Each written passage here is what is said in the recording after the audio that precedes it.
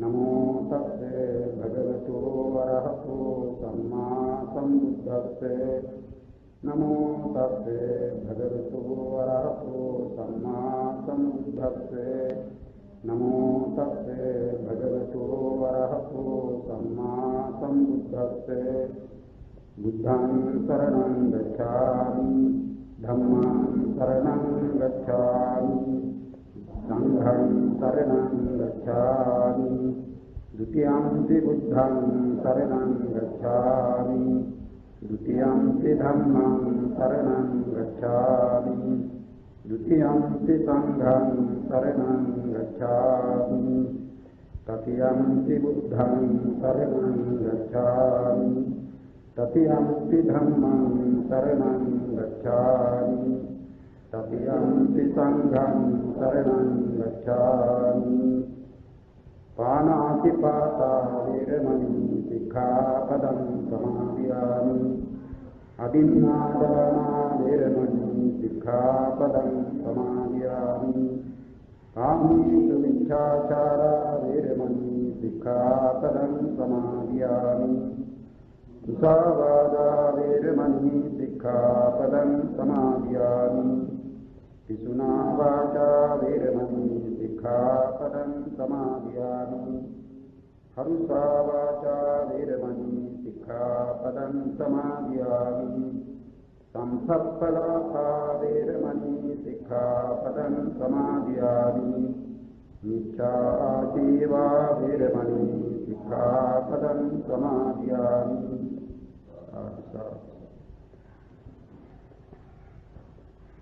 හින්දුතුනි පසුගිය දිනවල අප සබ්බචිත්ත සාධාරණ චෛතසික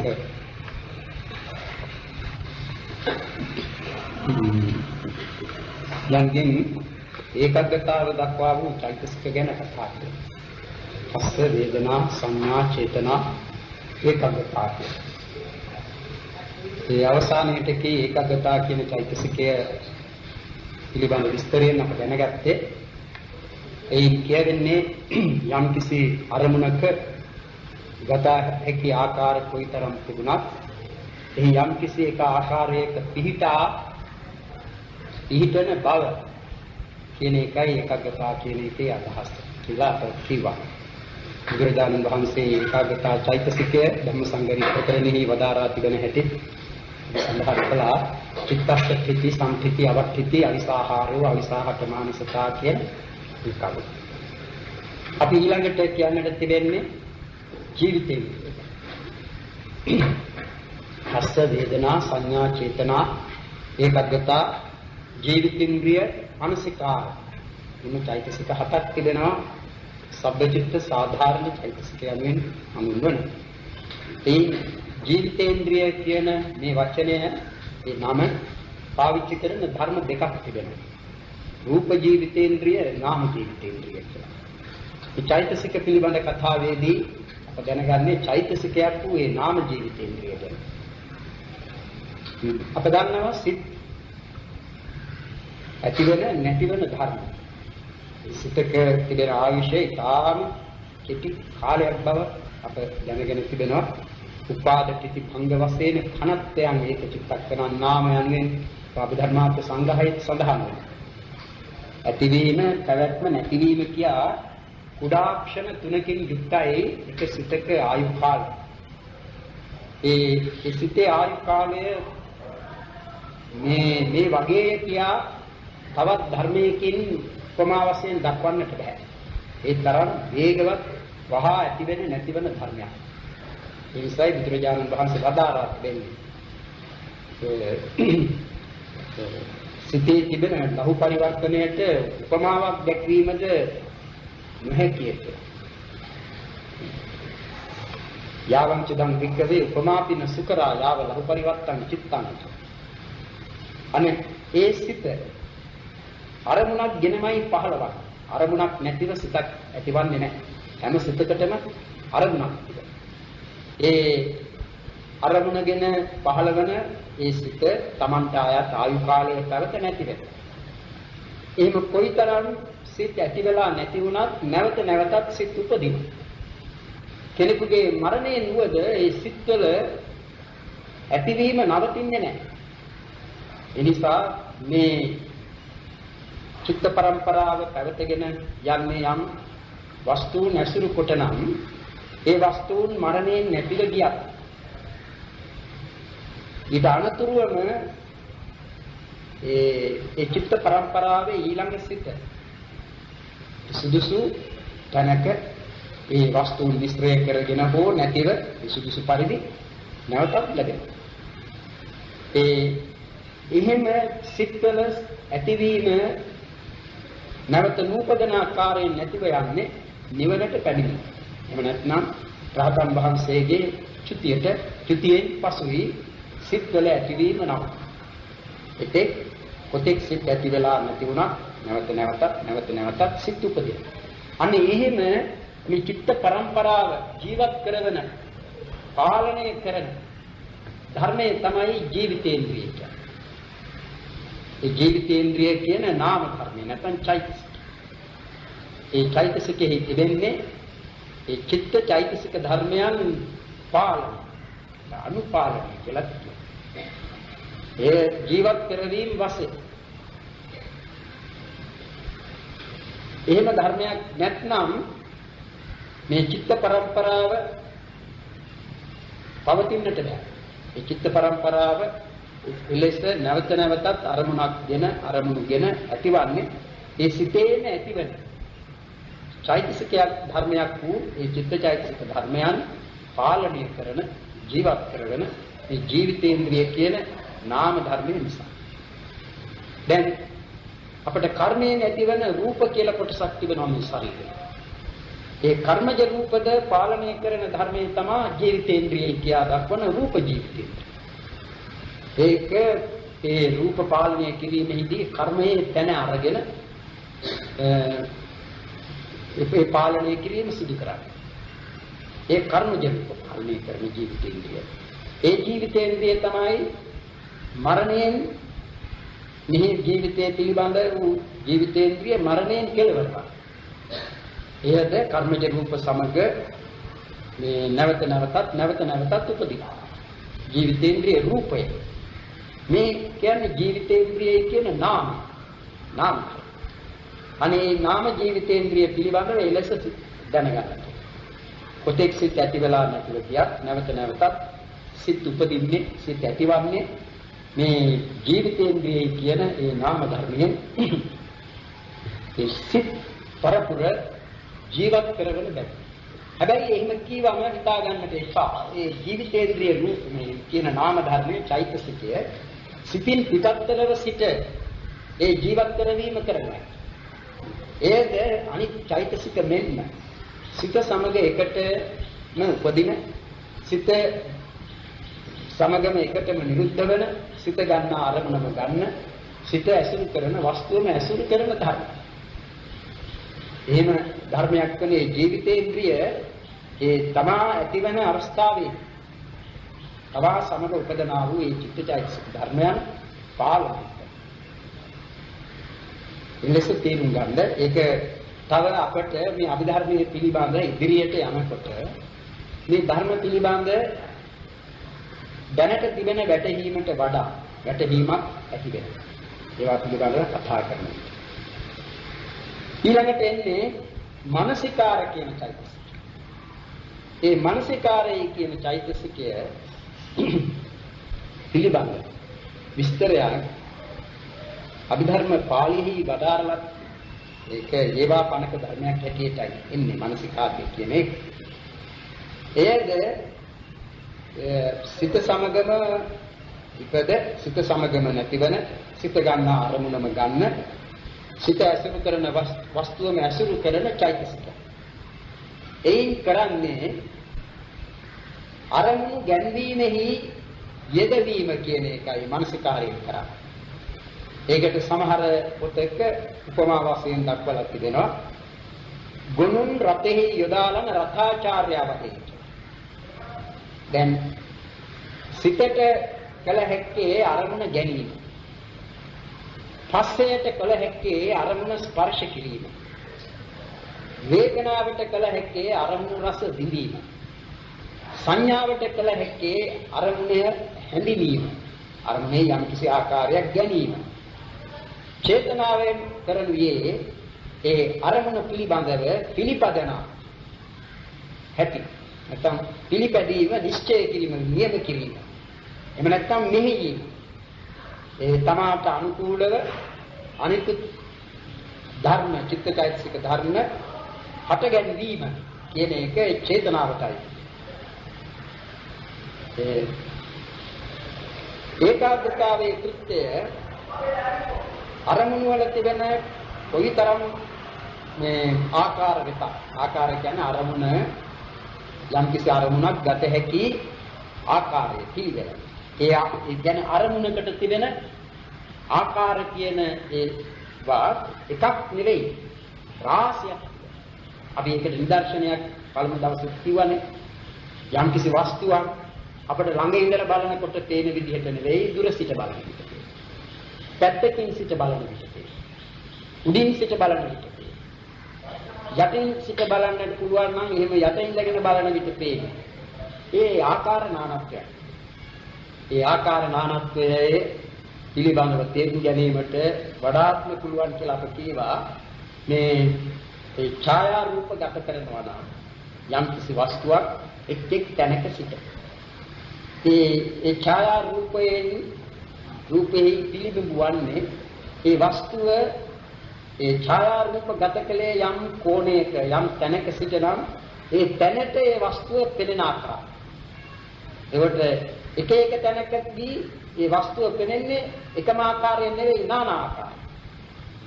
අන්න ඒ වගේ අරමුණු පිළිබඳව තිබෙනවා ඒ ගන්නට සිතින් ගනු ලබන ආකාර රාශිය. කෙනෙක් එක අරමුණක් ගන්න ආකාරයම නෙවෙයි තව කෙනෙක් ඒ අරමුණ ගන්න. ඒ විදිහේ වෙනස්කම්. ඒ කොයි වෙනස්කම් තිබුණා. ඒ එක ආකාරයක පිහිටායි සිත ඇති කරන්නේ. සිතට බෑ ඒ සියලුම ආකාර එකවර ගන්න. යම් කිසි එක ආකාරයක පිහිටන බවයි වෙන්නේ. එයයි ඒකාග්‍රතාව කියන එකේ කියන්නේ. ඒකාග්‍රතාව කියන්නේ ඒකයි කියලා අප කියනවා.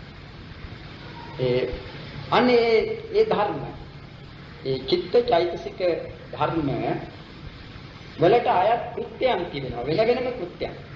පස්සේ ස්පර්ශ කිරීම, වේදනාව අරමුණු රස ගැනීම, විඳීම, සංඥාව අරමුණෙහි ආකාරය ගැනීම, නැත්නම් අරමුණ හැඳිනීම, චේතනාව ඒ අරමුණ පිළිබඳව පිළිපදනා බව. දැන් ඒක කුසල සිත් පිළිබඳව චේතනාව ගැන කතා කරන විට නම් ඒ පැහැදිලි කිරීම පහසු කෙනෙකුට වැටහෙන පරිදි. අපි කියවනේ දැන් දන් දීමේ චේතනාව ඇති වූ කල්හි ඒ දන් දීම ක්‍රියාවට යෝග්‍ය වන පරිදි කය සකස් වේ. කය සකස් වේ. ඒ දානමාන ආදී දීමේ ඒ ක්‍රියාව කයින් සිදු කරනවා. ඒ කයින් සිදු කරන්නට කය එහෙම චේතනාවක් ඇති ධර්මයක් නෙවෙයි. කය කියන්නේ රූපය. රූපය සිත නැත්නම් මොකක්වත් කරන්නට පුළුවන් එකක් නෙවෙයි. සිතෙහි උපදින්නේ මේ දන් දීමේ චේතනාව. ඒ චේතනාව සිතෙහි ඇති වූ කල්හි ඊට අනුකූලව නැත්නම් ඒ ක්‍රියාව සිදු කිරීම සඳහා අවශ්‍ය රූප උපදින. ඒ පිළිබඳ විස්තර කළ යුතු තිබෙන්නේ රූප පිළිබඳව කතා කරනවා. ඒ සිත නිසා උපදන රූප ගැන කතා කරන විටයි ඒවා වඩා පැහැදිලි කරන්නට තිබෙන්නේ. අනේ මේ චේතනාව හටගත් කල්හි ඒ චේතනාවෙන් කරන්නේ කායික ක්‍රියාවක්. ඒ කය ඒ ක්‍රියාවට යෝග්‍ය වන පරිදි සකස් කිරීම. සකස් කිරීම වශයෙන් ඇතිවන රූප ඒ සිත නිසාම තමයි උපදින්නේ. චේතනාව නැත්නම් එය කෙරෙන්නේ නැහැ. සිදුවන්නේ නැහැ. ඒ චේතනාව සිතේ ඇතිවන විට සිතේ තිබෙන අනිකුත් චෛතසික පස්සේ ඊට ආйти වැඩේ කරනවා. වේදනාව ඊට ආයත් කටයුත්ත කරනවා. සංඥාව ආදී අනිකුත් ධර්ම ඒ ධර්මයන්ට ආйти ක්‍රියාවන් කරනවා. ඒ ක්‍රියා සියල්ලම සිදු කරන්නේ මේ චේතනාවට අනුකූලව. චේතනාවට අනුකූල. ඒ නිසා තමයි මේ සාමූහික ඒ චිත්තචෛතසික ධර්ම සමූහයෙන් කෙරෙන සාමූහික ක්‍රියාව වන්නේ අර චේතනාවෙන් අපේක්ෂිත දානමය ක්‍රියාව. ඒ ක්‍රියාව සිදු කරනවා. නමුත් ඒ වෙන වෙනම මේ ධර්ම පිළිබඳ සලකතොත් පස්යෙන් පිරුණේ ඒ අරමුණු ස්පර්ශ කිරීම කියන කෘත්‍ය සිදු කිරීමයි මේ දානමය චේතනාවට අනුකූලයි. අනේ මේ විදිහට තේරුම් ගන්න. ඒ ජීවිතේන්ද්‍රිය මේ ධර්ම පාලනය. ඒ දැන් අපි ගනිමු එක සිතක් ඇති වෙලා නැති වුණා. නැති වුණාට තවත් සිතක් උපදිනවා. ඒ නැති වුණාම නැති වෙන්නටම හැරලා නැවත නූපදන ආකාරයෙන් නැතිවීමක් නොවන්නේ ජීවිතේන්ද්‍රිය කියන මේ ධර්මය ඒ සිත සමග නැවත නැවතත් උපදන නිසා. ඒ ජීවිතේන්ද්‍රිය. අනිත් මානසිකාරය කියන්නේ අරමුණක් ගැන සිතක් හට ගන්නවා නැති වෙනවා නැවතත් අරමුණක් ගන්නවා. සමහර විටක ඒ අරමුණම විය හැකියි. දැන් අපි චිත්ත වීති ගැන කතා කරන විට නම් දන්නවා. දැන් අපිට ඒක වරකදී එක සිතක් උපදිනවා ඊළඟට තව සිතක් උපදිනවා. නිචිත්ත වීති වලදී අප දැනගන්නවා ඒ වරක් එක සිතක් උපදිලා ඒ සිත නැතිව ඊළඟට තව සිතක් උපදිනකොට ඒ චිත්ත වීතිය ඇතුළත ඒ සිතේද අරමුණ වන්නේ අර කලින් සිතින් ගත්ත අරමුණේ කියන්නේ. අපි ඒක ඒ වීති කාණ්ඩයේදී ඉගෙන ගන්නවා. දැන් එහෙම එපමණක් නෙවෙයි දැන් මේ වීතිය අවසන් වුණාට පස්සේ භවංග සිත් ඇති වෙනවා. භවංග සිතට තරමුණක් තියෙනවා. භවංග සිතින් ගනු ලබන ආරම්භ. භවංග සිත් නැවත වීතිය උපදිනවා. කලින් සිත් තේරිය හටගත්තේ රූපයක් අරමුණු කොට විය හැකියි. ඊළඟට ඇතිවන්නා වූ සිත් තේරිය ශබ්දයක් අරමුණු කොට උපදිනවා. එහෙම නැත්නම් ගන්ධයක් අරමුණු කොට. ඒ විදිහේ යම් අරමුණක්ගෙන සිත් උපදින. ඒ උපදින සිත් වලට මේ අරමුණු ගැන්වීම නැත්නම් අරමුණු ගැන්වීමෙහිලා යොදවන ධර්මයන්සේ ගන්නේ කුමක්ද? මානසිකාර්යය. ඒකයි ගුණ රතෙහි යොදාලන රතාචාර්යය. අරමුණෙහි යොදවාලීම මානසිකාර්යයට අයත් කෘත්‍ය. ඒ මානසිකාර්ය කියන වචනය අපි ධර්මෙහි එනවා නොඑක්තන. කියන්නේ වචන වශයෙන් එනවා ආරම්භන පටිපාදක මානසිකාර්ය, වීති පටිපාදක මානසිකාර්ය, ජවන පටිපාදක මානසිකාර්ය. එහෙම තුනක් තියෙනවා. ආරම්භන පටිපාදක මානසිකාර්ය ගැන තමයි අප මේ කතා කරන්නේ. ආරම්භන පටිපාදක මානසිකාර්ය. සිත අරමුණු වල යොදවාලන ධර්මයේ වශයෙන් දැක්වෙන මානසිකාර්ය. ඒකයි ආරම්භන ප්‍රතිපාදක මානසිකාර්ය. අපි වීති ප්‍රතිපාදක මානසිකාර්ය ඉගෙන ගත්තා සිතක් වශයෙන්. ඉගෙන ගත්තා. නමුත් ඒ අවස්ථාවේදී අපි ඒ ගැන කතා කළාද කියලා මට මතකයි. වීති ප්‍රතිපාදක මානසිකාර්ය. ඒ වීති ප්‍රතිපාදක මානසිකාර්යය කියන නම දී පිළිෙන්නේ පංචද්වාරා වජ්ජන සිත. උපේක්ෂා සහගත පංචද්වාරා වජ්ජන සිත. ඒක ඒ අවස්ථාවේදී පංචද්වාරා වජ්ජන සිතෙන් කෙරෙන කෘත්‍යය ගැන තේරුම් ගත්තනම් දැනුදු අපට වටහා ගන්නට පුළුවන්. එයට වීති ප්‍රතිපාදක මානසිකාරය කියන්නේ ඇයි කියන්නේ. ඒ පංචද්වාරා වජ්ජන සිත ඇති වුණේ භවංග සිතින් ගනු ලැබූ අරමුණ ගැනීම නවත්වලා අලුත් අරමුණකට සිත් පරපුර හරවාලීම් වශයෙන් පංචද්වාර කිව්වේ චක්කු සෝත ගාන ජීවහා කාය කියන මේ දොරටු පසනේ. ඒ දොරටු පසෙහි ගැටෙන්නේ දොරටු පසට යොමුවන්නේ රූප ශබ්ද ගන්ධ රස පොට්ටබ්බ කියන මේ පහ අරමුණු පහ පිළිවෙලින්. රසට රූපයක් යොමු වූ කලී ඒ යොමු වන අවස්ථාවේදීම පවතින්නේද භවංග සිත. භවංග සිතේ අරමුණ ඒ රූපේ නෙවෙයි. භවංග සිතේ වෙනම අරමුණක් තියෙනවා. ඒක වෙනස් වෙන්නේ නැහැ. ඒ භවාංග සිත මේ ජීවිතයේ තුලදී ඇතිවන සිතක්. ප්‍රතිසන්දි වශයෙන් ලැබුණු සිතම ඊට අනුතුරුව භවාංග වශයෙන් ඇති වෙමින් පවතින. ඒ භවාංග සිතේ අරමුණ වෙනස් වන්නේ නැහැ. මේ ජීවිතයේ අතරතුර එකම අරමුණක් ගෙනයි ඒ භවාංග සිත පවතින. ඒ අරමුණ ගැනීම නැවති තමා වෙන අරමුණු ගෙන සිත් ඉපදීමක් වන. ඒ වෙන අරමුණු ගෙන සිත් උපදින්නට නම් මේ අරමුණෙහි ගෙන පවත්නා සිත නවතින්නට. ඒ වගේම අලුත් අරමුණක් සිතට ලබා දෙන්න. ඒ අලුත් අරමුණ සිතට ලබා දීම වශයෙන් උපදනා වූ සිත තමා පංචද්වාරයේ පිළිබඳව සැලකෙන විට පංචද්වාරා වජ්ජන සිතේ. ඒකට අලුත් අරමුණක් ලබා දීමේ කියන එකෙන් අදහස් කරන්නේ ඒ අරමුණෙහි එල්බගෙන සිත් පේලියක් හට ගැනීම.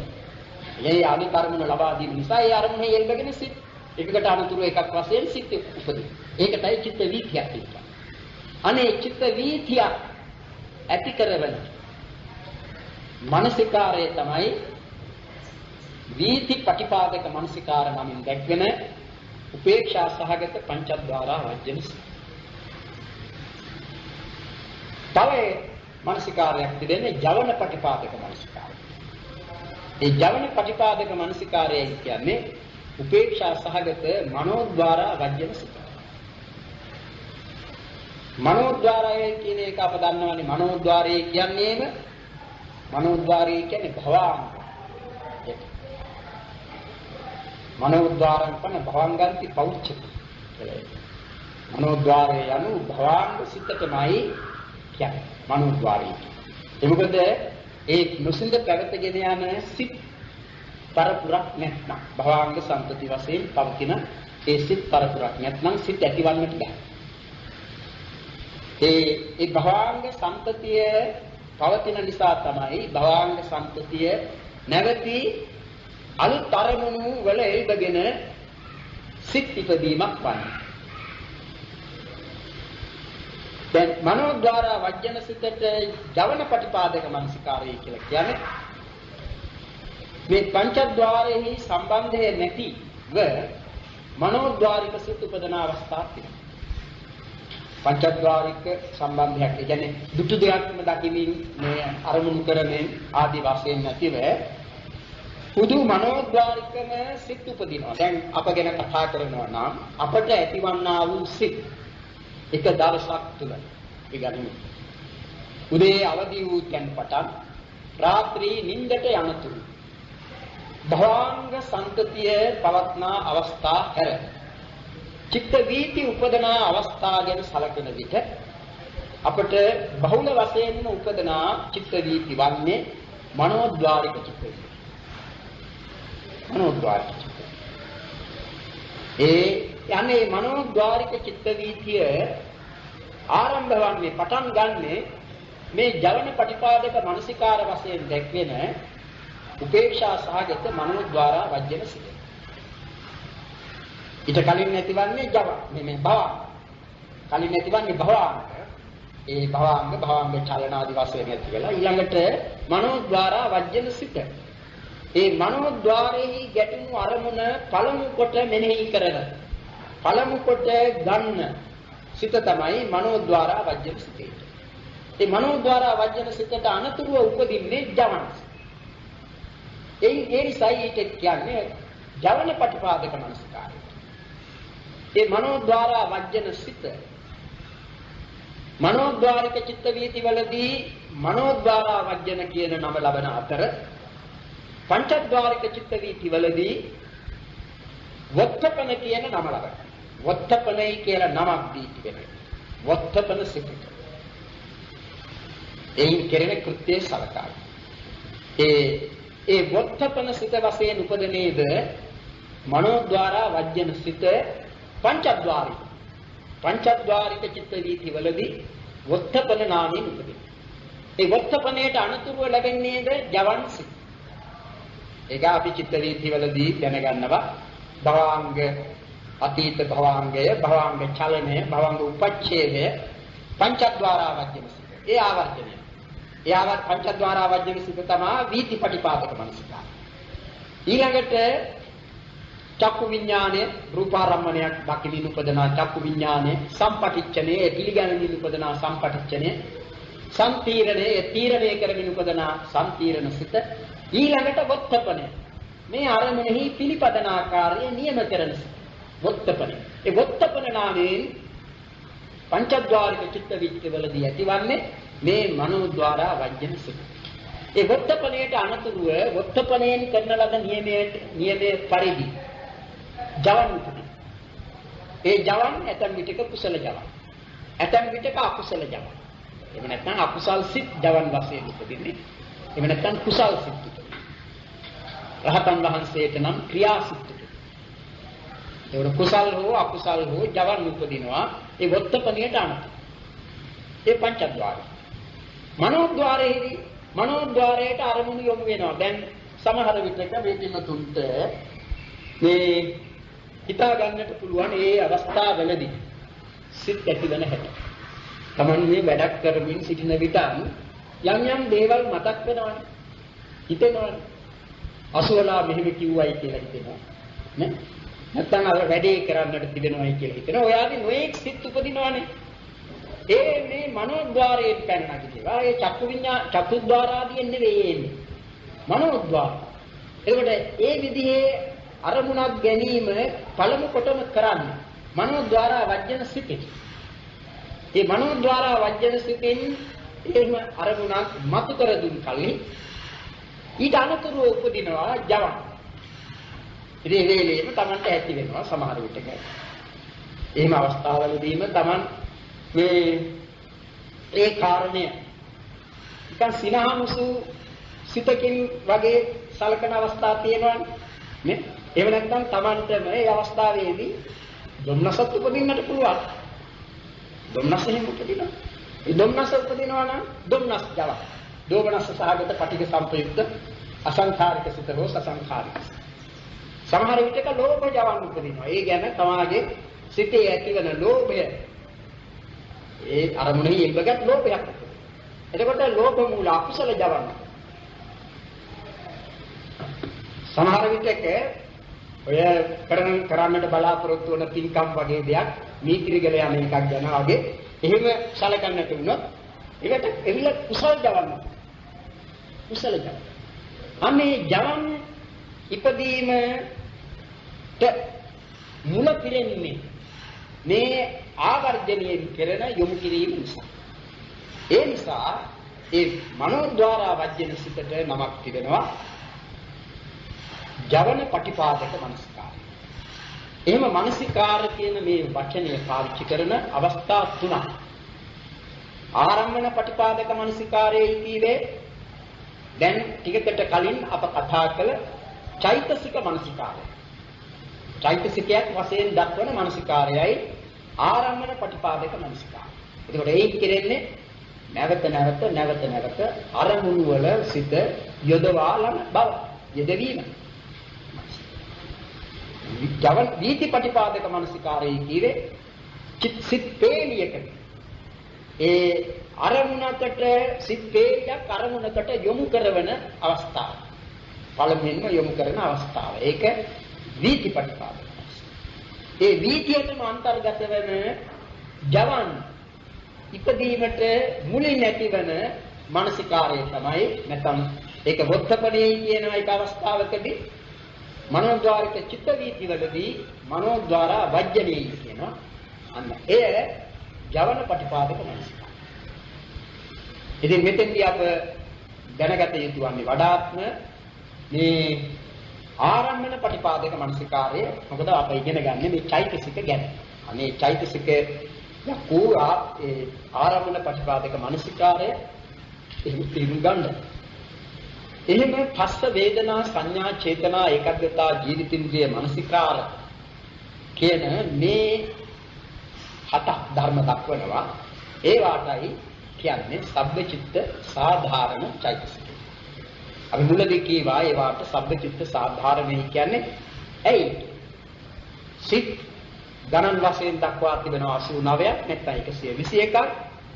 ඒ හැම සිතකම කිසිදු සිතකට වෙනසක් නොකොට හැම සිතකටම සාධාරණ වශයෙන් මේ චෛතසික 7 ලැබෙනවා. ඒ එකකවත් අඩුවන්නේ නැහැ. අන්න ඒ නිසා මේ 7ට කියනවා සබ්බ චිත්ත සාධාරණ චෛතසික. ඊළඟට එන්නේ විතක්ක විචාර අධිමොක්ඛ විරියති ඡන්ද කියන ප්‍රකීර්ණක චෛතසික 6. එයින් විතක්ක කියන එකයි පළමුවෙන් දැනගත යුතු. විතර්කය කියන මේ චෛතසිකය හැම සිත්වලම ලැබෙන එකක් නෙවෙයි. දැන් ප්‍රකීර්ණක චෛතසික හැම සිත්වලම ලැබෙන්නේ නැහැ.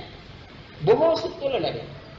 අපි ලැබෙන්නේ මොන සිත්වලද කියන එකත් මේ චෛතසික පිළිබඳව තවදුරටත් ඉගෙනීමේදී දැනගන්නවා. මේ චෛතසික වලින් එකක්වත් ලැබෙන්නේ නැහැයි කියලා අපි මුලදීම කිව්වා. චක්කු විඥානාදී පහේ නැත්තම් අකුසල විපාක කුසල විපාක වශයෙන් දැක්වෙන 10ක් තිබෙනවනේ. ඒ 10. ඒවටයි විපංච විඥානයි නැත්තම් දෙපස් විඥානයි කියන්නේ. ඒ චක්කු විඥාන, සෝත විඥාන, ගහන විඥාන, જીවහා විඥාන, කාය විඥාන කියන ඒ 10ෙහි කුසල විපාක අකුසල විපාක වශයෙන් ලැබෙන ඒ 10ෙහි මේ විතක්කාදී චෛතසික යෙදෙන්නේ නැහැ. අනිකුත් චෛතසික එකක්වත් යෙදෙන්නේ නැහැ. සබ්බචිත්ත සාධාරණ චෛතසික 7 හැර. ඒ 7 පමණයි ඒ සිත් 10යි ලැබෙන්නේ. විතර්කය ඒ සිත් 10 හැර බොහෝ සිත්වල ලැබෙනවා. නමුත් ඒ අනිත් ඉතිරි ඔක්කොම සිත්වල ලැබෙන්නේ නැහැ. සමහර සිත්වල ඒවා ලැබෙන්නේ විතර්කය ආදී ඒවා ධර්ම ලැබෙන්නේ නැහැ. ධ්‍යාන බලයෙන් ඒවා දුරු කළ බැහැ. තවත් සිත්වල ඒවා ලැබෙනවා. අනේ එහෙම ලැබීම පිළිබඳ ඒකාකාර බවක් නැහැ. නිකන් විසිර පැවැත්මක් තමයි.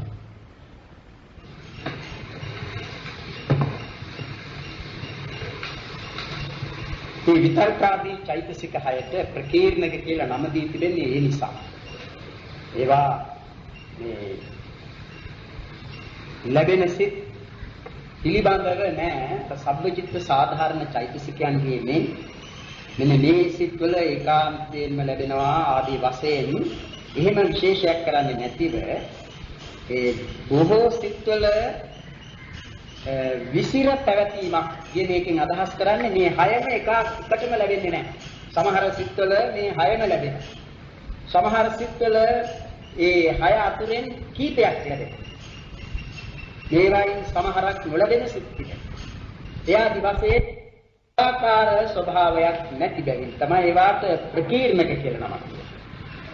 නමුත් ඒවා යෙදෙන සිත් ගැන කියනවා නිශ්චයත් බවක්. මේ විතර්කයේ මේ පනමන සිත්වල යෙදෙනවා, විචාරයේ මෙපමණ සිත්වල යෙදෙනවා, අදිමෝක්ෂයේ මෙපමණ සිත්වල යෙදෙනවා, වීර්යයේ මෙපමණ සිත්වල, ප්‍රීතියේ මෙපමණ සිත්වල, ඡන්දයේ මෙපමණ සිත්වල කියලා එහෙම නියමයක් තිබෙනවා. ඒ වුණාට අර සබ්බචිත්ත සාධාරණයෙන් සියලුම සිත්වල යෙදෙනවායි කියන එහෙම නියමයක් නැහැ. අන්න ඒ නිසා ඒවාට අර සබ්බචිත්ත සාධාරණ කියන නම නොදී ප්‍රකීර්ණක කියන නමක් අතුලක් වෙලා තියෙනවා. ඒ ප්‍රකීර්ණක චෛතසික වලින් විතර්කයයි පළමු කොට දක්වන්නේ. ඒ විතර්ක කියන එකෙන් අදහස් කරන්නේ අරමුණට චිත්ත චෛතසික ධර්ම සමූහය පමුණුවන ස්වභාවය. ඒක ධම්ම සංගණිහි වදාරා තිබෙන නම් තක්කෝ විතක්කෝ සංකප්පෝ අප්පනා ව්‍යක්ඛනා චේතසෝ අභිනිරූපණා කියන මේ නම් බුදුරජාණන් වහන්සේ වදාළා. ඒ සියල්ලකින්ම පෙන්වන්නේ එතෙක් චිත්ත චෛතසික ධර්ම නොකැමිනි අරමුණකට ඒ චිත්ත චෛතසික ධර්මයන් පමුණුවාලන ධර්මය කියන තේ. දැන් එහෙම එකකට අපි කියන්නේ කල්පනා කිරීමයි.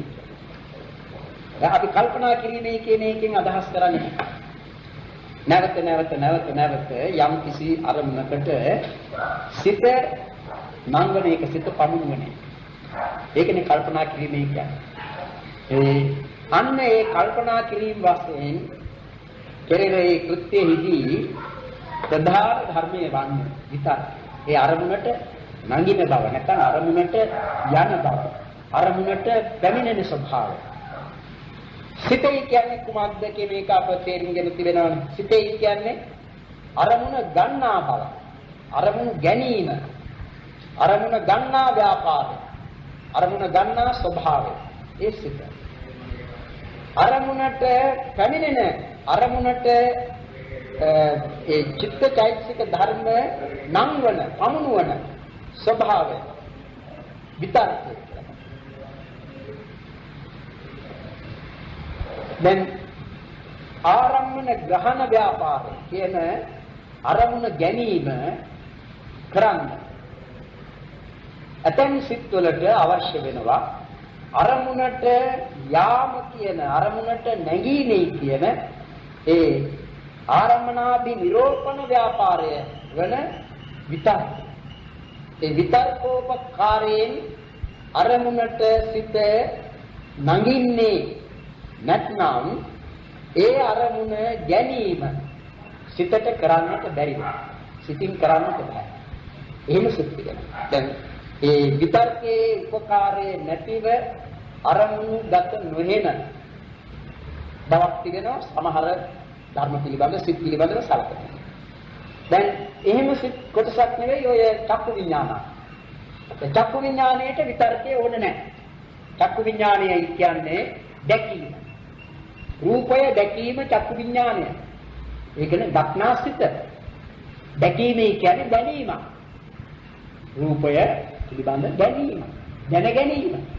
ඒ රූපාරම්මණය දැන ගැනීම වශයෙන් උපදනා වූ චක්කු විඥාණයට ආරම්මනාභිනිරෝපණයයි කියන අරමුණට නැංගීමේ ව්‍යාපාරය වෙන මේ විතර්කයේ උපකාරය ඕනෙම නැහැ. ඒ නිසා තමයි විතර්කයේ සිත්වල ලැබෙන්නේ නැත්තේ. සිතේ ලැබෙන්නේ නැත්තේ. විතර්කයේ මේ චක්කු විඥානයේ පමණක් නෙමෙයි අත්විවර සෝත ගාහන විජිහා කාය කියන ඒ විඥාන. ඒවායේ උපදනා විඥාන සිත් 10යිම උපදින් ලැබෙන්නේ නැහැ විතර්ක. ඒ මොකද ඒ සිත් උපදින්නේ අසයි රූපාරම්මණයයි කියන මේ දෙක යොමු වීම හේතු කොටගෙන. චක්කුංච පටිච්ච රූපේච උපජ්ජති චක්කු විඥාන. ඇස තිබෙනවා චක්සු ප්‍රසාදයෙන් ඇසයි කියේක. ඒ චක්සු ප්‍රසාදයට යොමු වෙනවා රූපාරම්මණය. ඒ රූපාරම්මණයට අරමුණ ගැනීම වශයෙන් මේ චක්කු විඥානයේ කියන මේ සිත ගෙන යාම නැංවීම කියන ඒ උදව්ව ඕන කරන්නේ නැහැ. ඒ නිසා ඒ චක්කු විඥානය උපදිනවා රූපාරම්මණය චක්සු ප්‍රසාදෙහි ගැටීම හේතු කොටගෙන. ඒ දෙක ඔවුනොවුන් යොමු වීම හේතු කොටගෙන චක්කු විඥානය උපදිනවා. විතර්කෝපකාරයක් නැති. දැන් එහෙම උපදින්නේ නැති සිත් තිබෙනවානේ. දැන් අපි කියනෝනේ භාවනා කරනවා කියන්නේ. භාවනා කරනවා කියන එකෙන් මොකක්ද? ප්‍රධාන ධර්මයක් උපදින එක. සිහියාදී ධර්ම වෙනම කියනවා සති, චෛතසිකයක් සතිපට්ඨානය වඩනකොට. ප්‍රධාන ධර්මයක් ඇතිවන්නේ විතර්කය. ඒ මොකද ඒ අරමුණට තමන්ගේ භාවනා රම්මණයට නැවත සිත යවන බව, සිත ගෙන යන බව, සිත නංවන බව විතර්කයෙන් කෙරේ. ඒ නිසා තමයි අප්පනා කියන නම කුතිලා. අප්පේටි අප්පනා. අප්පනා කියන්නේ අපේ පමුණුවයි කියන්නේ. පමුණුව. මොනවාද පමුණුවන්නේ? චිත්තචෛතසික ධර්ම. අරමුණට පමුණුවන්නේ. ඒ අරමුණට පමුණුවන්නේ කියන එක වචනාර්ථයේ එල්බිලාම තේරුම් ගන්නට එපා. දැන් සමහර වචන තිබෙනවා.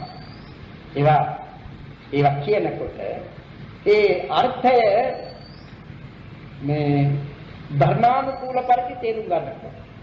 අපි ඉගෙනගෙන තිබෙනවානේ. සිත ඔතනකටවත් යන්නේ නැtei කියන්නේ. සිත එහෙම යන්නේ නැත්නම් සිතේ පවත්නා ධර්මයක් වන විතර්කය යනවා. එහෙම යන්නේ නැහැ. ඒ අරමුණු ගැනීමයි කියන එක අරමුණ කරා යාමයි කියන එක තේරුම් ගන්නට ඕනේ මේ අපේ මේ ගමන ක්‍රියාවලදී යනවා වගේම නෙවෙයි. දැන් භාවනා ආරම්භණය කියන එක. භාවනා ආරම්භන අපි නැවත නැවත සිතට ලබා දෙනවා. සිතට ගන්න. ඒ නැවත නැවත සිතට ගැනීම කළ හැකි වන්නේ. අර විතර්කයෙන් කරන ඒ අරමුණට යවන බව නිසා. ඒකයි අරමුණට සිත නංවන බවයි කියලා කියන්නේ. ආරම්මනාදී නිරෝධ නැංවීම. දැන් අපේ සිත් එක එක අරමුණට නගිනවා. දැන් කල්පනා කිරීමේදී ඒකයි සිදුවන්නේ. එකම දෙයක් ගැන නෙවෙයි සමහර විටක එකකින් තව එකකට එයා මෙහෙම කිව්වොත් මම මෙහෙම කියනවා කියලා දැන් සමහර වෙයි කියන්නේ. ඔහු මේ විදිහේ අදහසක් ඉදිරිපත් කළොත් මම මෙහෙම කියනවා. ඉතින් ඒ විදිහට Taman එකින් එකට සිත යවනවා. එතකොට මේ සිත දෙන කොහට හරි ගියයි කියලාද කියන්නේ නෑ. අරමුණ කියන එකට පැමිණි. ඒ අරමුණ මේ පිටත්තර තියෙන එකක්ම වෙන්නට බෑ සමහර විටක මේ තවම ඇති නුණු එකක් කිය හැකි නේ. තවම ඇති නුණු නැති ඒවා තියෙනවා. අතීත වර්තමාන අනාගත කියන ඒ අරමුණු හෝ කාල විමුක්ත අරමුණු. කිසිදු කාල බෙහෙදයකට වැටෙන්නේ නැති අරමුණු තියෙනවා. එහෙම එකක් වෙන්න බෑ. ඉතින් මේකට සිත යනවා සිත ගියා කියන එකෙන් තේරුම් ගන්නට ඕන එක විදිහකට සිත පිළිබඳව තේරුම් ගෙනයි ඒක දැනගන්න. ආරම්භනා බිනු. ඉතින් අපි භාවනා කරනවා කියනකොට තේරෙනවානේ අපිට භාවනා රම්මණයට නැවත නැවත සිත යනවා. ඒ යනවායි කියනකොට අපිට තේරෙනවානේ මේ යාම කියන්නේ මේ අපි කොහරි ගමනක් යනවා වගේ යාම නෙවෙයි කියන්නේ. නමුත් ඒ සිතේ යාමක් තමයි. ඒ යාම ඒ විදිහට තේරුම් ගන්න. ඉතින් ඒ යාම කියන මේ ආරම්මනා විය වෙතට ගමන තමයි අභිනිරෝපණ කියන්නේ. නැංවීම, නැගීම. ඒ භාවනාමය කුසල් සිත් වලට අවශ්‍යම වුණ කරන ධර්මයක් විතර්කය. ඒ නිසා තමයි මේ විතර්කෝපකාරයෙන් උපදවන ලබන ධ්‍යානසිත, මාර්ගසිත, ඵලසිත කියන මේවාට විතර්කයෙන් මුල් කරගෙන දෙන නමක් තිබෙනවා. ඒවාට කියනවා අර්පණාස කියලා. අර්පණාස. දැන් සමහර අර්පණාසිත වල විතර්කේ නැහැ. සමහර අර්පණාසිත වල විතර්කේ නැහැ. දැන් ද්විතිය ධ්‍යානසිත. අපි ඉගෙන ගන්න ද්විතිය ධ්‍යානසිත චිත්තකාණ්ඩයේ ඉගෙන ගන්නකොට අපි ද්විතිය ධ්‍යානසිත, තෘතිය ධ්‍යාන, චතුර්ථ ධ්‍යාන, පංචම ධ්‍යාන කියන මේ සිත් ගැන කතා කළානේ. කොහොමද ඒව නම් කරලා තිරෙන්නේ? ප්‍රථම ධ්‍යානසිත නම් කළා විතක්ක ਵਿਚාර පීති සුඛ ඒකග්ගතා සහිත පඨම ධ්‍යාන සිතේ කියන්නේ. පඨම ධ්‍යාන කුසල් සිතේ. ද්විතිය ධ්‍යානසිත නම් කරන්නේ විචාර පීති සුඛ ඒකග්ගතා සහිත ද්විතිය ධ්‍යාන කුසල් සිත. විතර්කයට මොකද වුනේ? විතර්කයේ සිතෙහි යෙදෙන්නේ නැහැ. යෙදෙන්නේ නැත්තේ භාවනා බලයෙන්. ඒ විතර්කයේ ඉක්මෙව්වා. විතර්කයේ නැති සිත උපදවා ගන්න. ඒ භාවනා බලයෙන් කරපු වැඩක්. විතර්කේ නැහැ. විතර්ක ਵਿਚාර දෙකම නැතුව උපදිනවා තුන්වෙනි සිත. ඒ නිසායි පීති සුඛ ඒකග්ගතා සහිත ප්‍රත්‍යඥාන කුසල. දැන් ඒ භාවනා බලයෙන් ඒ එක එක ධානාංගයක් ඉක්මවල යනවා.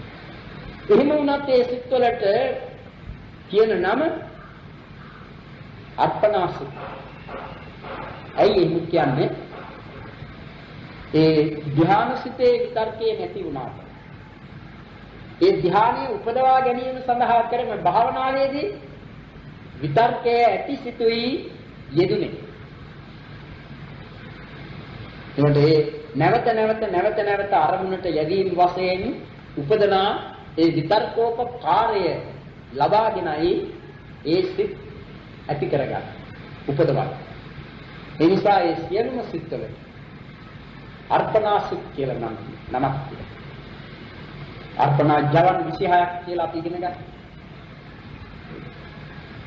ඒ නිසා අර්පණා කියන මේ වචනේ ඉගෙනගෙන ඒ විතර්ක චෛතසිකෙහි ස්වභාවය තේරුම් ගන්න.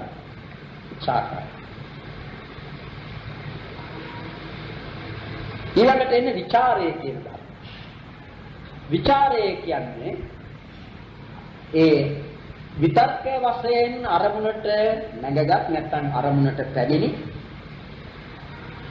ඒ චිත්තචෛතසික ධර්මය අරමුණේ හසුරුවන ස්වභාවය විචාරය. චාරෝ විචාරෝ ආදී වශයෙන් උපවිචාරෝ එහෙම මේ නම් බදාරෝ කියනවා. විචාර කියන වචනේ තේරුම හැසිරීම. ඉතින් ඒක උපසර්ග වලින් අර්ථය අලංකාර කිරීම වැඩි කිරීම වශයෙන් විචාර, චාර, විචාර, උපවිචාර ආදී වශයෙන් මේ නම් දක්වලා තිබෙනවා. එයින් අදහස් කරන්නේ ඒ විතර්ක වශයෙන් අරමුණට මංගගත්තේ චිත්තචෛතසික ධර්ම අරමුණෙහි හසුරුවන ස්වභාවය විචාරය. තව තැනක ඒක හරියට අරමුණ පිරිමදින්නාක් මෙන් උපදනා වූ ධර්මය කියලා කියනවා. අරමුණ පිරිමදිනවා කියන අර්ථගතය කියනවා. ඒ වගේ. ඒකට තේරුම් ගන්නට උත්සාහ කිරීම වශයෙන් සැලකිය යුතුයි. දැන් අපිට යම් කිසිවක් දැනගන්නට ඕන ඒ දේ ඔබා බලන්න. මේ දැන් අපි ගනිමු යම් කිසි ගෙඩියක්. සමහර විටක ඒ ඵල වර්ගය ඉදිරි බවට පිටතින් ලකුණක් දෙන්නේ නැත්නම් එයා අපි ඔබලා බලනවා. ඔබලා බලන්න. ඒ ඔබා බලා දත යුතු දේ ඔබා බලන්නේ නැතුව දැනගන්නට බෑ. ඒක ඔබා බැලීමට නම් අපේ ඒ තැනට පැමිණෙන්නට ඕන. ඒ පැමිණුණු පමණින් මදි. ඒ පැමිණුණු අතින් ඒ ඔබාට බලන්නට ඕන.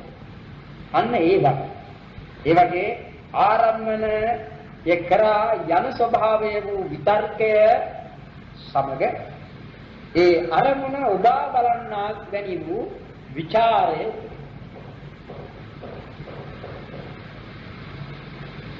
ඒ ධර්ම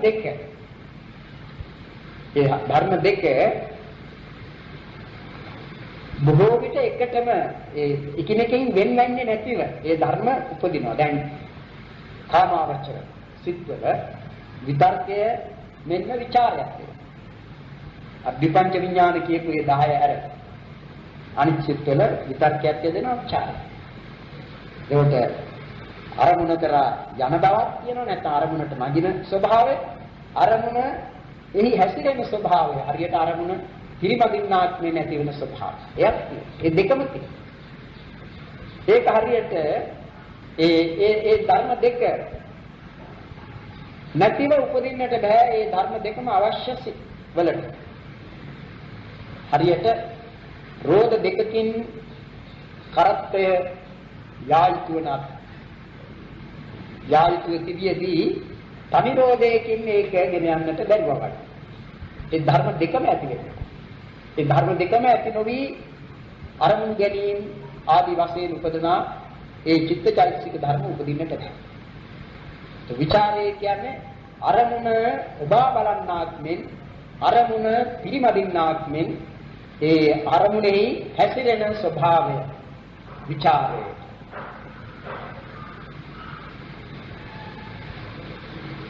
එමුතේ ඊළඟට එන්නේ අධිමොක්ඛ කියන චෛතසිකය. ඒ අධිමොක්ඛයද විතර්කාදී ඒ කොටසට ඇතුළත් ප්‍රකීර්ණක චෛතසිකයක්. ඒ අධිමෝක්ෂයේ තිබෙන්නේ නිශ්චිත බවයි කියන. නිශ්චිත ස්වභාවය. නිශ්චය කිරීම. අරමුණ පිළිබඳ වූ නිශ්චය අධිමෝක්ෂයේ තිබෙන්නේ. ඒ නිසා ඒක යෙදෙන්නේ නැත්තේ විපංච විඥාන වල එකක්වත් යෙදෙන්නේ නැත්තේ. ඒ කියන්නේ අපි සබ්බජිත සාධාරණ හැර ඒ නිසා අදිමෝක්ෂය දෙන්නේ නැහැ. අදිමෝක්ෂය දෙන්නේ නැති තව අකුසල සිත් වලින් විචිකිච්ඡා සහගත සිතෙහි අදිමෝක්ෂය දෙන්නේ නැහැ. යන්නේ ඒ මොන කරුණක් නිසාද කියන එක තේරුම් ගත්තොත් අදිමෝක්ෂයේ ස්වභාවය අපිට වටහා ගන්නට පුළුවන්. විචිකිච්ඡා සිත කීවේ කුමකටද? ඒ සැකය ඇති සිතනේ බුද්ධ ආදී අට තැනක උපදනා වූ සැකය යම් සිතක ඇති වේද ඒ සිත තමයි විචිකිච්ඡා සංපයුක්ත සිතේ කියන්නේ. ඒ බුද්ධ ආදී අට තැනක උපදනා සැකයයි විචිකිච්ඡා කියන නමින් දැක්ුනේ. ඒකවල සැකේ තිබෙන්නේ කුමක්ද? සැකේ තිබෙන්නේ ස්ථිර බවක් නෙවෙයිනේ.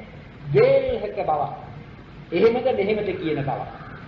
විමතියක් තියෙන්නේ. සැකේ තිබෙන්නේ ඒ ස්ථිර බවක් පිහිටන බවක් නිශ්චිත බවක් නැහැ.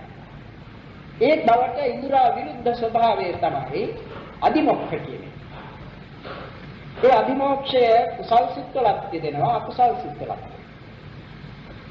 ඒ වගේ විපාක සිත්වලක් දෙනවා ක්‍රියා සිත්වලක් දෙනවා. යෙදෙන්නේ නැත්තේ විපංච විඥානී කියන ඒ සිත් 10 සහ විචිකිච්ඡා සංපයුක්ත සිතේ. යෙදෙන්නේ නැහැ. දැන් ඒ අදිමෝක්ෂය දැන් අපිට යම්කිසි අරමුණක් ගැනීමේදී ඒ අරමුණ පිළිබඳ නිශ්චයක් තිබෙන්නට. ගත හැකි අරමුණ කොච්චර තිබෙනවද? එහෙම තිබුණත් මේ අරමුණේ කියලා නිශ්චිත බවක් නිශ්චය කර ගැනීමක් තිබිය යුතුයි සිතක. හැබැයි ඒක මේ සිත් සමූහයකින් කරන නිශ්චිත බවක් විය යුතු නැහැ. එහෙම ගත්තොත් වඩා කාරණේ අවුල් වෙනවා. තේරුම් ගත්තා වන්නේ නැහැ. දැන් සමහර දේවල් අපි නිශ්චය කරනවා. ඒ නිශ්චය කිරීමට එක ධර්මයක් නෙවෙයි උදව් වෙන්නේ. නැත්නම් එක ධර්මයකින් කරන නිශ්චයක් නෙවෙයි. ඒක චිත්තචෛතසික ධර්ම රාශියකින් කරන එකක්. බොහෝ සිත් වලින් කරන එකක්. ඒ නිශ්චය.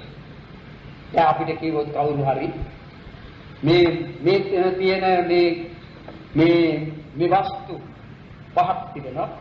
මේ පහ අපිට ඉදිරිපත් කරලා කියනවා කැමති එකක් තෝරලා ගන්නයි. එතකොට අපි නිශ්චය කරනවානේ. කොයි එකද අපි තෝරගන්නේ කියලා. ඒ නිශ්චය මේ අදිමෝක්ෂයෙන් කරන නිශ්චය නෙවෙයි. ඒ නිශ්චය සිත් සමූහයකින් කරපු වැඩක්. සිත් රාශියකින්. එහෙම නෙවෙයි. මේ අදිමෝක්ෂය කියන්නේ එක සිතක යෙදෙන. ඒ අරමුණ පිළිබඳ වූ නිශ්චය කරගෙන. ඒකයි තේරුම් ගන්න එක අමාරුයි. අදිමෝක්ෂය. දැන් ඒ අදිමෝක්ෂය අකුසල් සිත්වලත් යෙදෙන. ඒ යෙදෙනකොට ඊට කියනවා මිච්ඡාදිමෝක්ෂය කියලා. මිච්ඡාදිමෝක්ෂය. ඒ අදිමෝක්ෂයේ තියෙන නිශ්චිත බව තේරුම් ගන්නට පුළුවන් අපට ඇතිවන්නා වූ සම්‍යක් දෘෂ්ටිය ඒ වගේම මිත්‍යා දෘෂ්ටිකයන්ට ඇතිවන්නා වූ මිත්‍යා දෘෂ්ටිය ගැන සැලකනවා. ඒ සම්‍යක් දෘෂ්ටිය ඇතිකරත්තා තමාගත් සම්‍යක් දෘෂ්ටියේ නිශ්චිතව පිහිටන බව නිශ්චිත බවක්. එතකොට තමන්ට ඇතිවන මේ සම්‍යක් දෘෂ්ටිය කියන්නේ ප්‍රඥාව. මේ ප්‍රඥාවෙන් යුක්ත වූ සිතෙහි තමා පිළිගන්නා ඒ දෙහි නිශ්චය කරගෙන ඒක නිශ්චිතව එහි පිහිටා සිටින බව එය ගන්නා බව අදිමෝක්ෂයටයි. ඒ නිසා අදිමෝක්ෂය උපමා වශයෙන් දක්වන අදිමෝක්ෂයට උපමාව දක්වන්නේ ඉන්ද්‍රකීලෝවියට. ඉන්ද්‍රකීලේ කියන්නේ මොකක්ද? ඉන්ද්‍රකීලේ කියන්නේ නගරද්වාරයේ සිටුවා තිබෙන ඉස්සර තිබුණු කණුවක්. යතින්ද කීලෝ පඨවින් සිතෝසියා කියන තැනක් තියෙනවා. ඒ කණුව කොයිතරම් යටට බස්වා සවිකර තිබෙනවාදයි කියතොත් හමන වාතයකින් කුණාටුවකින් වුවද එය දිනෙහෙලන්නට බෑ. ඒ තරම් ශක්තිමත්ව සිටුවල තියෙනවා. අන්න ඒවත් සතර දිශාවෙන් හමන සුළඟින් කම්පා නොවන වෙනස් නොවන ස්වභාවයෙන් යුක්ත වූ ඉන්ද්‍රකීලයේ වගේ කියලා දක්වනවා මේ අදිමෝක්ෂය සිතක ඇති වුණු කල. මිත්‍යා දෘෂ්ටියගත සිතක් මිත්‍යා දෘෂ්ටියක් පිළිගත්ත. මිත්‍යා දෘෂ්ටි යක් පිළිගෙන ඒ විද්‍යා දෘෂ්ටිය තමා සත්‍ය දෙයක්සේ අදහන කෙනෙකුගේ සිත ගැන අපිට සලකත හැකියි. සමහරුන්ට තමන් ගත්තේ විද්‍යා දෘෂ්ටියෙහි කොයිතරම් නිශ්චිතව පිහිටා සිටිනවද කියතොත් බුදු කෙනෙකු ලෝකේ පහළ වෙලා කරනු ලබන ධර්ම දේශනාව කිව්වා ඒ විද්‍යා දෘෂ්ටිය හරවන්නට බෑ, වෙනස් කරන්නට බෑ. මේ අදිමෝක්ෂයේ කෙරෙන වැඩක්. අන්න එහෙම නිශ්චිත බව විනිශ්චය තිරෙනවා අදිමෝක්ෂය. අර කලින් කී පරිදි කරුණු රාශියක් Tamante ඉදිරිපත් කරලා ඊන් වඩා හොඳ එකක් තෝරගන්නයි කිව්වම තමයි එකිනෙකක් පිළිබඳව සලකා බලලා කරනු ලබන විනිශ්චය බඳු නිශ්චයක් කියලා සලකා ගන්නට එපා. මේක එක එක සිතට ලැබෙන ධර්මයක් බව තේරුම් ගන්න. ඔය දාන ආදී කුසල් කිරීමේදී ඒ එක එකක් පිළිබඳව Tamante නිශ්චයක් තිබිය යුතුයි. ඒ අදිමෝක්ෂයේ දෙනවා ඒ සිත්වල. අනේ එහෙම අදිමෝක්ෂ කියලා ධර්මයක් තිබෙනවා. චෛතසිකයක්. ඒ අදිමෝක්ෂයේ කුසල් සිත්, අකුසල් සිත්, විපාක සිත්, ක්‍රියා සිත් කියන මේවායේ සුදුසු පරිදි යෙදෙනවා.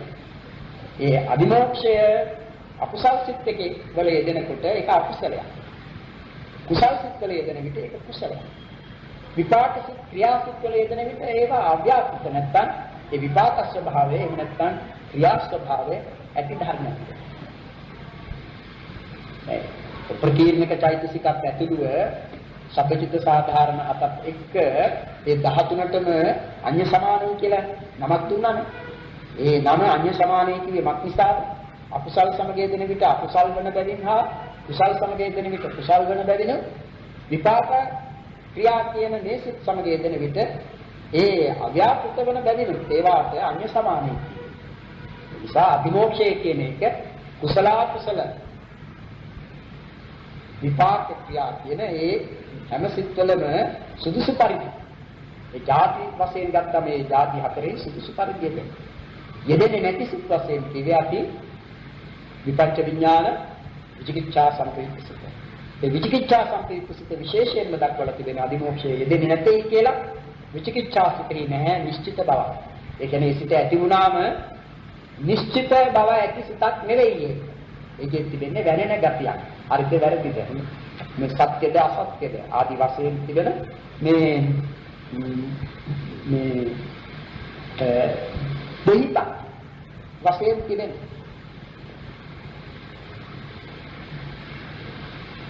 ඊළඟට විරිය කියන එක. විරිය කියන චෛතසිකය. නම් මේ පිනතුන් කාටත් තේරුම් ගන්නට ලේසියි. වීර්යය කියන්නේ ශාරීරික ශක්තිය ගැන නෙවෙයි. මෙතන සිතේ ඇති ශක්තිය. සිතේ ඇති බලයක් නැත්නම් බලයක් නේ ඒක විරිය බලය කියලා කියන්නේ. සිතේ උපදනා වූ ඒ චෛතසික ධර්මයක්. ඒ වීරයෙන් යුක්ත වූ තැනැත්තාට කියනවා වීරයා කියලා. දැන් වීරයාය කියලා යමු නම් ලබනවා නම් ඒ වීරයා කියන නම ලැබෙන්නේ ඒ පුද්ගලයා තුළ පවත්නා වූ වීරකම නැත්නම් මේ වීර්යය නිසා.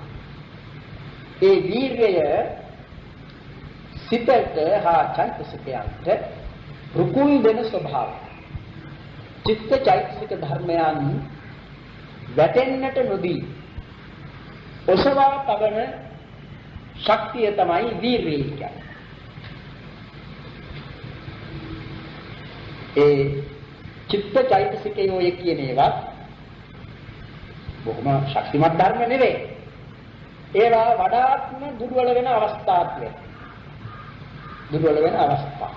තමා බලාපොරොත්තු දෙයක් ඉටු නොවන කල්හි ඒ බලාපොරොත්තුව ඇතිව කරන ලද කටයුත්ත ව්‍යර්ථ වූ කල්හි බොහොම පසුබාහන ගතියක් තිබෙන කෙනෙකුගේ සිතෙහි ඒ වීර්යය නැතිවීම හේතු කොටගෙනයි එලෙස වන්නේ. එහෙම අවස්ථාවලදී තමා වීර්යය උදව් කර ගන්නට ඕන. නමුත් වීර්යය කියන මේ ධර්මය බොහෝ සිත්වල උපදනා ධර්ම. කිසිදු අකුසල සිතක් නැහැ වීර්යයෙන් තොර. වීර්යයෙන්තර අකුසල් සිතක් නැහැ. දැන් එතකොට සතුන් මැරීම, සොරකම් කිරීම, කාම මිත්‍යාචාරය ආදී මේ අකුසල් කරන විට උපදනා වූ සිත්නේ අකුසල් සිත් කියන්නේ. ඒ අකුසල් සිත් වලද වීර්යය යෙදෙනවා. අකුසල් සිත් වල වීර්යය යෙදෙනවා. ඒ වීර්යය නොයෙදෙන සිත් කොටසක් තිබෙනවා. දැන් පංච විඥාන, විපංච විඥාන සිත් වලත් වීර්යය දෙන්නේ.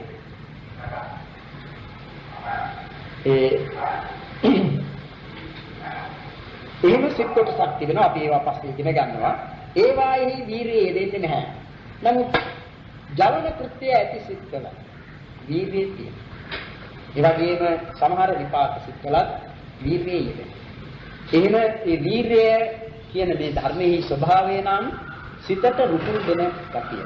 අපි වීර්යය ගැන අනිත් දවසේ කතා කරමු. අපිට කතාවට නියමිත කාලය අවසන් වෙලා තිබෙන්නේ. වීර්යයේ තිබෙන නොඑක් තරහක් වෙනවා. එක සමාන නෙවෙයි වීර්යය.